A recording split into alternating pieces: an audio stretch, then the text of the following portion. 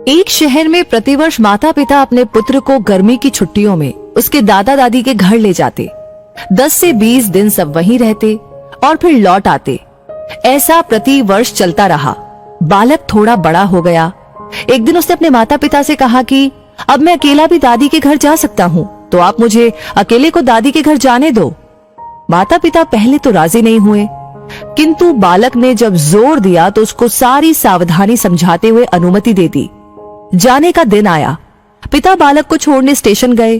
Train में उसको उसकी सीट पर बिठाया, फिर बाहर आकर खिड़की में से उससे बात की, उसको सारी सावधानियां फिर से समझाई।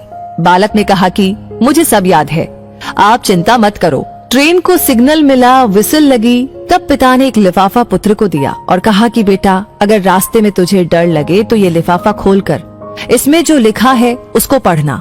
बालक ने पत्र जेब में रख लिया। पिता ने हाथ हिलाकर विदा किया। ट्रेन चलती रही। हर स्टेशन पर नए लोग आते रहे, पुराने उतरते रहे। सबके साथ कोई न कोई था। अब बालक को अकेलापन लगने लगा। अगले स्टेशन पर ट्रेन में ऐसी शख्सियत आई जिसका चेहरा बहुत ही भयानक था।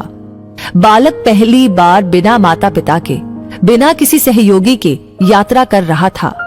उसने अपनी आंखें बंद करके सोने का प्रयास किया, परंतु बार बार वो भयानक चेहरा उसकी आंखों के सामने घूमने लगा। बालक भयभीत हो गया, रुआंसा हो गया। तब उसको पिता की चिट्ठी याद आई। उसने जेब में हाथ डाला, हाथ कांप रहा था। पत्र निकाला, लिफाफा खोला और पढ़ा। पिता ने लिखा था, तू डरना मत, मैं पास वाले कंपार्टमेंट में ही हूँ, इस गाड़ी में बैठा हूँ। बालक का चेहरा खिल उठा। सारा डर काफूर हो गया। जीवन भी ऐसा ही है। जब भगवान ने हमको इस दुनिया में भेजा, उस समय उन्होंने हमको भी एक पत्र दिया है जिसमें लिखा है, उदास मत होना, मैं हर पल, हर क्षण, हर जगह तुम्हारे साथ हूँ। पूरी यात्रा तुम्हारे साथ करता हूँ, केवल तुम मुझे स्मरण रखते हो। सच्चे मन से याद करना, मैं एक पल में आ जाऊंगा। इसलिए चिंता नहीं करना, घबराना नहीं, हताश नहीं होना। चिंता करने से मानसिक और शारीरिक दोनों स्वास्थ्य प्रभावित होते हैं।